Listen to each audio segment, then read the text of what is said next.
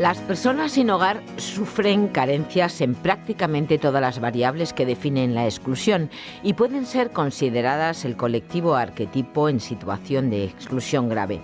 Vamos a centrar hoy nuestro interés en estas personas, en cómo llegan a esta situación y, sobre todo, cuáles son las funciones y objetivos de los profesionales para lograr la inclusión social y mejora de vida de estas personas. Para ello nos acompaña Laura Ponce de León, doctora en Psicología del Envejecimiento y diplomada en Trabajo Social. Actualmente es profesora de Trabajo Social y Servicios Sociales en la UNED y entre sus publicaciones destacan numerosos artículos y libros relacionados con el trabajo social con casos, la intervención familiar y atención a las personas mayores. Sus temas de interés científicos son el estudio del deterioro cognitivo y la intervención psicosocial durante el envejecimiento, y sus líneas prioritarias de investigación en estos momentos se centran en el envejecimiento activo. En el año 2010 fue galardonada con el Premio Inserso Infanta Cristina 2010 a la investigación.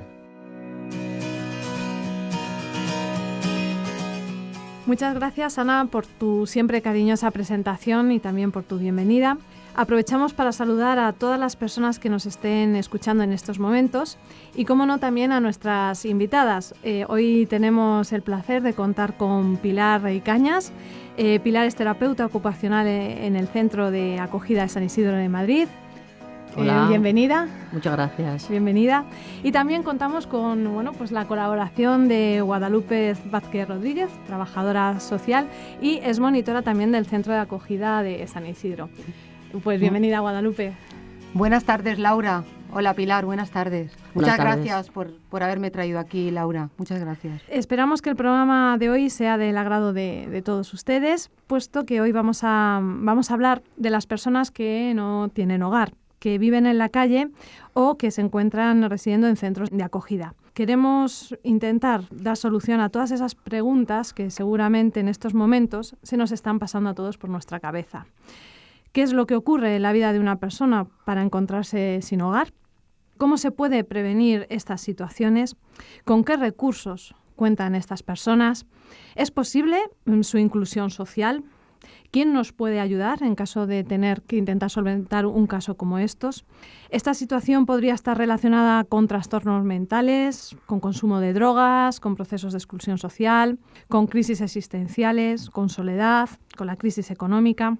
Hoy lo que vamos a hacer es analizar estas cuestiones con dos profesionales que tienen muchos años de experiencia. Concretamente, en el caso de Pilar, comentábamos anteriormente sus 20 años, y en el caso de Guadalupe, pues has estado bastantes años trabajando en el centro de acogida.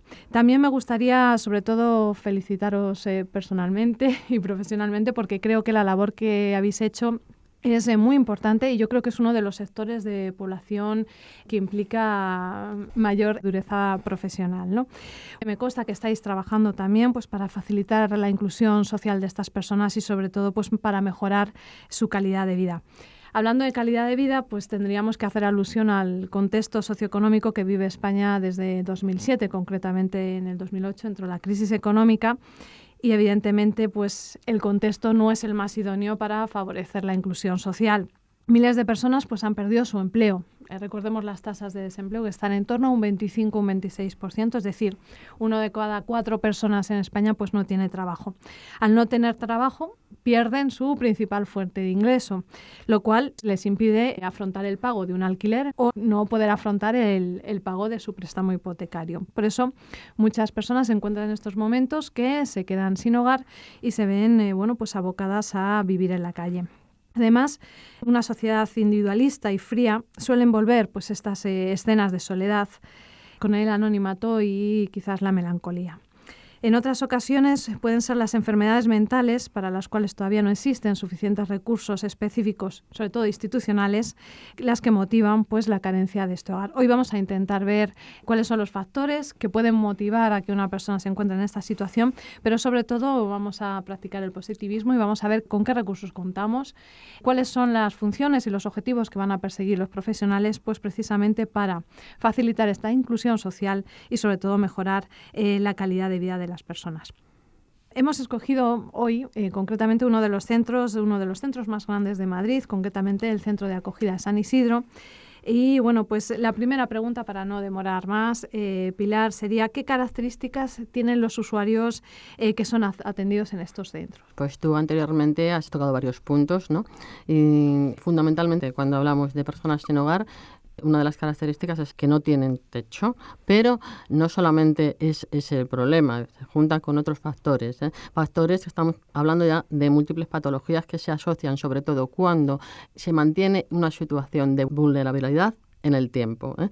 Se mantiene la situación de no tener casa, pero aparte de eso, de no tener casa también hay una desvinculación familiar y también hay una falta de recursos económicos, como has comentado antes, pues por la pérdida, por ejemplo, de trabajo, donde es un vínculo y una desestructuración de varias cosas. Si juntamos una pérdida económica, una pérdida de relaciones sociales, una pérdida familiar, eso mantenido en el tiempo puede llegar a desestructurar la vida de cualquier persona. Y al final necesitamos, evidentemente, el apoyo de los servicios sociales o el apoyo, en este caso, de un recurso como puede ser un centro de acogida. Es decir, que no solamente el perder empleo lleva a una persona pues a tener una situación de encontrarse en vulnerabilidad social y terminar en un centro de acogida. Más es una problemática, lo primero, sostenida en el tiempo, estamos hablando a lo mejor de años, y ausencia de recursos que puean ayudarte a superar esa situación inicial. Ten en cuenta que tú puedes perder tu trabajo, pero si tú luego no tienes un apoyo familiar, nuestras relaciones del entorno, pero si no las tenemos porque tenemos una falta de habilidades en ese contexto, llega un momento en que nuestros recursos económicos se acaban, nuestro apoyo a nivel social también, ¿no? Entonces, tenemos que tirar de una institución, ¿no? Entonces, con esto quiero decir que cualquier persona puede terminar en un centro de acogida. Bueno, muchas personas que nos están escuchando quizás a lo mejor es la primera vez que escuchan centro de acogida o que se plantean este recurso. Guadalupe, ¿nos podrías explicar en qué consiste el centro de acogida, concretamente en el de San Isidro, donde desempeñaste durante muchos años labores de monitora? El Centro de Acogida San Isidro, cuyo acrónimo es el CASI, tiene un origen muy antiguo. Empezó en 1943, cuando todavía existía la Ley de Vagos y Maleantes de 1993. Ahí van a parar todos los vagos, todos los mendigos. Y bueno, ahora luego llegó la época de la posguerra, con todas las faltas faltaba el alojamiento, la alimentación, y ahí se recogían a todas las personas y era como una institución benefactora y de caridad. Pero luego ya con la democracia y con la Ley de Bases de Régimen Local de 1985, el centro se ha adaptado a las nuevas circunstancias, a la democracia que hay ahora, y se ha convertido en una institución que hace de puente entre la calle y el alojamiento del centro de acogida. Es decir, que hemos pasado de un recurso que en su inicio era benéfico asistencial a ofrecer un apoyo profesionalizado a estas personas que están en situación de exclusión social y de vulnerabilidad. Y además es que es un centro de mucha capacidad, son 268 plazas. Es el centro más grande. Es el centro más grande, yo creo que de Madrid y prácticamente de Europa. Suele haber más hombres, la capacidad son 177 hombres y 91 mujeres. Bueno, estas plazas tampoco son fijas, porque ahora, por ejemplo, estamos en campaña de frío y siempre hay unas habitaciones de más o unas camas de más por el tema de... Habitaciones de emergencia. Habitaciones de emergencia que siempre están reservadas para el SAMUR, pues porque las temperaturas están bajas. Bueno, ya hablaremos más adelante de todos los dispositivos. Si quieres podemos comentar ahora que cuando las temperaturas, sobre todo, bajan de 0 grados, se procede a lo que se llama que estamos activados. Estamos activados quiere decir que cualquier persona que venga solicitando un alojamiento, tenemos que recogerlo, buscarle un recurso. Pues porque evidentemente el riesgo de estar en la calle en esas condiciones es muy grave. ¿Y cuánto tiempo pueden permanecer estas personas en el centro de acogida? En el caso de las habitaciones de emergencia o en el caso que decidan pues tener este recurso. Pues el tiempo necesario, mientras no infrinjan ninguna normativa del centro y SAMUR Social lo considere, hasta que termine el tiempo de activación, o sea, dirigido a otro recurso que a lo mejor es más adecuado que en el que está en ese momento. ¿Y la estancia media que suele estar una persona en estos centros, cuánto? Es que no hay ese es un problema, no hay una estancia, es decir, una persona sin hogar necesita evidentemente un alojamiento, ¿no? Entonces, la estancia es hasta que se le encuentre es un centro, y un centro de acogida acoge, no es una residencia, ¿vale? Pero acoge mientras la persona lo necesite. Y si no es el recurso adecuado, para eso estamos trabajando todo el equipo entero, todo el equipo apoyando a que esa persona sea derivada a un recurso más adecuado que en ese momento, que en el que ha entrado en ese momento por una situación de emergencia. Y Guadalupe, ¿cuáles son los objetivos específicos que persigue el centro? Aunque ya los Pues, estamos viendo un poquito. Bueno, el principal objetivo que tiene una persona sin hogar cuando llegue es cubrir las necesidades básicas. Lo primero que tenemos que hacer es que esa persona coma, pueda tener un sitio donde ducharse y tenemos un ropero también donde pueda, o sea, cubrir primero las necesidades básicas. Eso es lo más importante. Una vez que esa persona ya ha llegado, ha pasado unos días en la que ya se va acostumbrando al centro, es cuando ya empieza a tener unos hábitos de higiene, de alimentación, porque hay personas que han vivido durante muchos años en la calle que no tenían ningún hábito ni de horario de comida, ni de aseo. Entonces eso es lo primero. Después ya tienen una atención técnica, psicológica, suelen ir lo primero también que les vea el psicólogo, el trabajador social, y ya empieza todo el proceso de intervención con esa persona. Y además también me imagino que una intervención médica, ¿no? Porque la intervención es técnica, como he dicho, psicológica, intervención sanitaria. Claro, porque a veces tienen enfermedades que lo primero que hay que hacer es control de medicación. Llevarles al hospital, ponerles un tratamiento si necesitan un tratamiento, y eso, claro, lleva un proceso. Más que atención social, yo creo que lo primero es eso, las necesidades básicas, médico, hacerles incluso a veces la cartilla de la Seguridad Social. Muchos de ellos no tienen papeles, claro, y luego ya por eso hay gente que pasa muchos años en el centro hasta que ya se va. Si tienen un tema de salud mental, pues el medicamento y el tratamiento tiene que tener un tiempo de duración. Todos esos son los 3 objetivos más importantes. Sí, que vamos, digamos, de menos a más. Por un lado, lo que nos interesa es cubrir las necesidades básicas de una persona, sobre todo pues el tratamiento médico. Necesidades básicas como puede ser el aseo, la alimentación, el poder vestir adecuadamente. Todo ese tipo de necesidades el centro las proporciona y se cubren. Pero luego, como muy bien ha dicho Guadalupe, por otro lado están los servicios técnicos, como puede ser la atención social, la atención psicológica, la atención sanitaria, que abarcan cada uno pues las áreas de trabajo de cada profesional, ¿vale? Y Pilar, ¿cómo se realiza la acogida de la problemática en estos centros? La acogida de la persona, ¿quieres decir? Sí, la persona. ¿Cómo se hace el ingreso? Es SAMUR Social quien se encarga el que valora y decide si esa persona de verdad se encuentra en una situación de emergencia y necesita acudir necesita utilizar una cama del centro de acogida o acudir a otro recurso similar. Anteriormente no era así. Ahora lo llamamos puerta única, digamos, porque se centraliza el SAMUR Social, digamos, que es el que decide cuál es el lugar más adecuado o más idóneo por valoración, ¿no?, para esa persona, ¿no? Y antes las vías eran vía hospitalaria, por ejemplo, o incluso la propia policía traía, que lo pueden seguir viniendo, pero tiene que haber una intervención previa de SAMUR Social, ¿vale? Sí, que sirve como filtro para poder realizar con todo el protocolo de residencia. Eso es. Si una persona voluntariamente puede venir al centro, pero desde el centro se llama a los dispositivos de SAMUR Social para que valoren si tiene que estar en el centro o no, o tiene que ir a otro recurso más adecuado. Bueno, y una vez que tenemos ya a esta persona en el centro, hemos comentado que la intervención que se realiza es profesional. Evidentemente es un equipo de profesionales, puesto que las necesidades que se plantean son de diversa índole, sobre todo biopsicosociales. Entonces, Guadalupe, pues me gustaría preguntarte cuántos profesionales trabajan en el centro y que nos digas más o menos cuáles son sus funciones de cada una de ellas y cómo se coordina también el equipo, ¿no?, profesional. Con mucho gusto, Laura. La verdad que es un centro muy grande, con lo cual trabajan muchísimas personas. Hay unos 150, tampoco te puedo decir exactamente cuánto personal hay, pero sí que hay 3 turnos, mañana, tarde y noche. Claro, son las 24 porque horas es un del día. centro que está abierto los 365 días, las 24 horas, siempre está abierto el centro.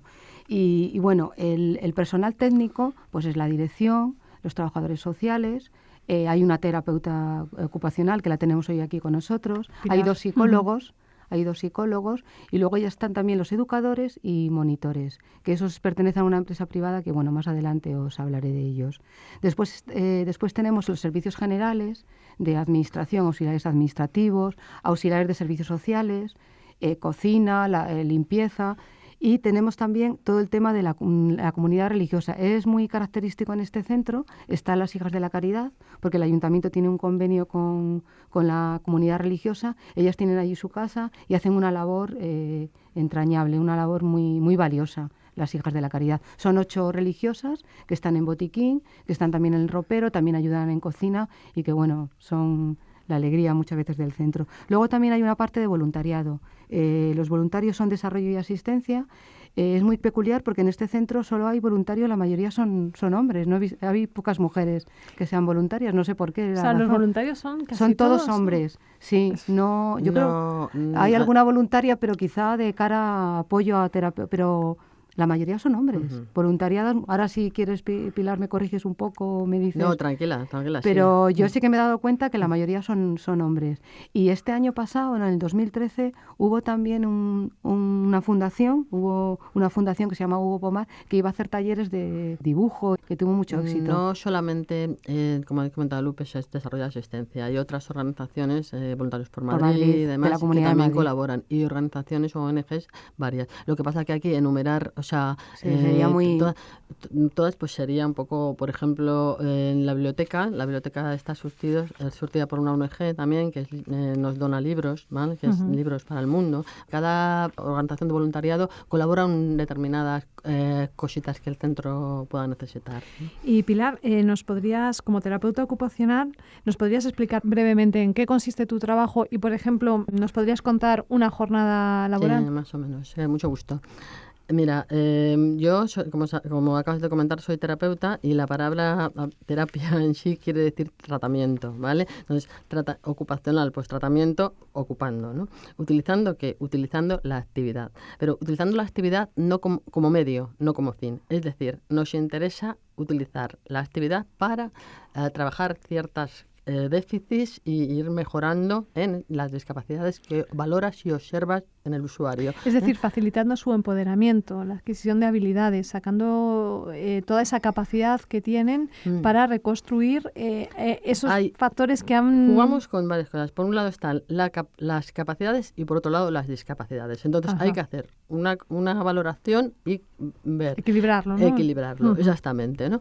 Entonces utilizamos sobre todo la actividad para poder conseguir llegar a un equilibrio. En algunas personas se avanza y en otras pues mantenemos su línea, ¿no? Entonces, comentaros que, por ejemplo, dentro de lo que es el programa de terapia, trabajo 3 áreas, sobre todo, ¿no? Por un lado está el área de autocuidados, por otro lado está el área de ocio tiempo libre y por otro lado está el área de actividades productivas, ¿no? Entonces, dentro del área de autocuidados es fundamental el tema de las actividades de la vida diaria. Es decir, personas que pasan mucho tiempo en la calle llegan al centro con que han perdido sobre todo los hábitos básicos de higiene, por ejemplo, ¿no? Entonces, hay un programa que es el programa de hábitos saludables, que se realiza un día a la semana, en la que se recuerda y se trabaja sobre todo lo que tiene que ver con los hábitos saludables personales, ¿vale? En cuanto a lo que es el ocio tiempo libre, hay un programa deportivo, utilizamos un polideportivo de Madrid, en el que intentamos focalizar el deporte como salud, ¿vale? O sea, que los usuarios, el deporte no el deporte fuerte, ¿entiendes? Estoy hablando de ir al polideportivo a realizar actividades como, por ejemplo, piscina o vamos al gimnasio, pero utilizando sobre todo el polideportivo como medio para que los usuarios mejoren a nivel, por ejemplo, de capacidades psicomotrices, que es lo que se trata. Y me imagino que en ¿vale? esas actividades también la labor que desempeñan las monitoras, también tendrás ayuda por parte de las monitoras de ocio y tiempo libre, como es el caso de Guadalupe. Guadalupe, ¿nos podrías comentar un poco, por ejemplo, cuáles son estas actividades que sí que coordináis, me imagino, Pilar y tú? Ponernos algún ejemplo, por ejemplo, de actividades de ocio y tiempo libre dentro del programa que comentaba Pilar. Pues, por ejemplo, el programa que ya tenía, los viernes, era el día de la cultura y del ocio. Y ese día solíamos ir a ver algún museo o ir a ver algún parque. La verdad que esos días para ellos eran muy, muy divertidos porque aparte salíamos del centro. Y aparte de tener el objetivo de ser culturales, era una forma de que ellos también se relacionaran con las demás personas y también que pudiéramos utilizar los recursos que tenemos en Madrid, que pudiéramos ver, pues no sé, por ejemplo, nos íbamos a ver un museo o nos íbamos al jardín botánico a pasar la mañana. Teníamos un guía que nos iba explicando todo. Era una forma de que ellos se sintieran ciudadanos como cualquier ciudadano que se va con su familia a pasar un día de tiempo libre. Y ese día la verdad que disfrutaban muchísimo. Y después de organizar todas estas actividades, Pilar, y con toda tu amplia trayectoria laboral, ¿cuál es el caso que más te ha impresionado por la capacidad de mejoría después de aplicar todos estos proyectos de intervención? Claro, mira, todo este tiempo ha habido muchos casos, ¿vale? O sea, muchos casos, pero bueno, o sea, para hacer así un resumen, no es que me haya impresionado, sino para ver un poco la evolución, que creo que es lo que nos interesa de una persona que llega al centro, con mucho tiempo de calle, que llega en una situación súper vulnerable, con una falta de higiene total, que llega incluso, a veces nos han dado casos de gente que lleva pues que lleva mucho tiempo sin comer, en un estado bastante, pues casi de desnutrición, ¿no? Por decirlo de alguna manera, ¿no? Y tal. Entonces, ver cómo empiezan el centro, digamos que es un recurso que les arropa, ¿no? Que les protege. Se hace una labor en equipo entre todos los profesionales en el que, empezando primero por trabajar con ellos las actividades de la vida diaria para que mejoren sus condiciones de higiene. Posteriormente, en muchísimos casos serán casos de padecer una enfermedad mental, pero claro, tienen que pasar por el equipo sanitario para que pueda tener un proceso, reconozcan que tienen una patología mental y poder ponerse, poder empezar un tratamiento y una medicación. Entonces, por ejemplo, por poner un ejemplo, podemos ver el caso de una señora que llegó al centro en una situación, no quería comunicarse absolutamente con nadie, estaba totalmente autista, por decirlo de alguna manera, rechazaba todo contacto, yo no podía trabajar con ella en ninguna actividad grupal porque se ponía muy agresiva.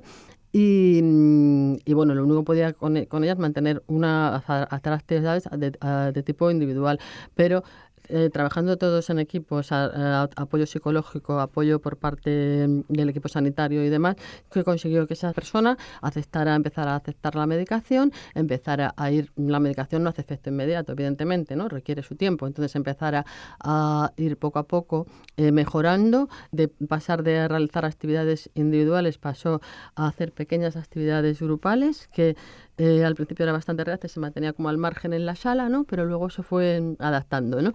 Y después mejoró bastante y se fue derivada a un recurso externo, a empezar clases de alfabetización y demás. O sea, ya no solo se relacionaba con las personas del centro, sino también con gente que iban a las clases de la escuela, ¿no? Uh-huh. Y acabó en un piso de tutelado. Qué bien. Y Guadalupe, ¿tú algún caso que recuerdes que quieras poner de ejemplo? Bueno, este programa seguro que lo están escuchando muchos estudiantes de trabajo social. ¿Algún caso que se te haya quedado grabado? Bueno, la verdad es que yo he estado trabajando 7 años y claro, hay casos que sí que me han impresionado. En el trato con las personas, porque nosotros hacíamos también talleres, había una persona que siempre te contestaba mal o que estaba como amargada y claro, luego hablando con los profesionales, con los trabajadores sociales, pues la historia de vida que había tenido era que, por ejemplo, una de las personas con las que yo quería tener un vínculo, había sido abandonada a las puertas de una iglesia, con lo cual no había conocido a sus padres y claro, el saber eso pues hacía que estuviese como enfadada con el mundo y eso, claro, te hace pensar que cada persona tiene su caso y tiene sus propias características. Sí, yo recuerdo un caso que tuvimos cuando trabajaba en Cáritas, precisamente una persona sin hogar. Cáritas se convirtió en el profesional de referencia para esta persona y al final, bueno, pues motivado por una crisis, perdió a su madre y se encontró pues en una situación de pérdida de referencias familiares, pérdida de trabajo que hemos comentado y al final, bueno, después de un trabajo conjunto, tanto con el centro como servicios sociales como Cáritas, pues conseguimos que esta persona encontrara un trabajo y encontrara su propio hogar, ¿no? Es decir, que se pueden hacer muchas cosas. El equipo, yo creo que multiprofesional es fundamental, la coordinación también del equipo. Y bueno, pues para terminar, que no nos queda mucho tiempo, la verdad que es apasionante el tema y nos dejamos muchas cosas, pero también estamos dando una visión general interesante sobre cómo intervenir con este colectivo. Me gustaría que para concluir, nos dierais los consejos que daríais a esos estudiantes de trabajo social que nos estén escuchando o a otros profesionales que decidan abordar este tipo de problemáticas sobre cómo realizar esta intervención con personas. ¿Qué consejos daríais? Tener paciencia. Bueno, todas las características de un buen trabajador social, pero ver a la persona como una persona, como alguien que tiene su propia realidad y tratarla de tú a tú, que son personas generosas que te dan... O sea, Perdona. Sí, había un voluntario que trabajó con Pilar y conmigo durante 3 años en el aula de terapia que decía que eran personas exquisitas y que muchas de ellas lo que tienen son fracturas del alma porque les han ocurrido varios hechos desencadenantes y estresantes en muy poquito tiempo. Ahora, para concluir, vamos a ser un poco críticos. ¿Qué es lo que hace falta? ¿Qué es lo que hay bueno y malo ahora mismo en cuestión de recursos para atender la problemática de las personas sin hogar? Si tuvierais que cambiar algo, ¿qué cambiaríais? ¿Qué mejoraríais? ¿Qué mantendríais? Así brevemente, Pilar. Hombre, creo que sería bueno que hubiera recursos más especializados, porque, por ejemplo, ten en cuenta en San Isidro, ahora mismo en concreto, que es el centro donde yo trabajo, están mezcladas todas las patologías. Convivir 300 personas, estamos hablando de enfermos mentales, o patología dual, o otro tipo de... Es muy complicado. ¿Y cosas que mantendríais? ¿Cosas que estén...? ¿Más centros? Quizás sería necesario más centros. Sí, más centros más pequeños, porque realmente San Isidro no es un hogar, es una institución. Entonces hay unas normas muy rígidas de horarios que no todo el mundo, y da igual que sea sábado y domingo, te tienes que levantar a la misma hora. Entonces es un centro tan grande que si no fuera por esas normas no se podría convivir. Centros más pequeños, que parecieran más el hogar. Ahora hay una iniciativa nueva en RISE que se llama Hosting Free, que dicen que primero la casa. Primero dar la casa, es que claro, la gente necesita un hogar, no solo una institución, y que el centro fuera más de paso, más para no se institucionalice y pasen. Incluso yo he conocido generaciones de padres e hijos que han permanecido mucho tiempo en San Isidro. Sí, que estos centros sean un medio para conseguir empoderar a la persona, que tenga capacidad para ser independiente, para gestionar su propio proyecto vital, que en algunas ocasiones, derivado de una crisis, sí que es necesario tener ese seguimiento por parte de los profesionales, ese apoyo que todo el mundo necesita en un momento de crisis o en un momento en el cual pues necesitas dar una respuesta. De verdad, agradeceros que vuestra presencia hoy en el programa, esta media hora ha sido súper enriquecedora para todos, y habernos traído, pues la realidad que estáis viviendo día a día en el centro de San Isidro, y de verdad es un placer pues irradiar todo el conocimiento profesional que desde luego estáis realizando en el centro. Agradeceros que hayáis venido y agradeceros también a la sociedad la labor que estáis desempeñando. Muchas gracias, Pilar. Muchísimas gracias a ti por invitarme. Muchas gracias, Laura. Muchas gracias.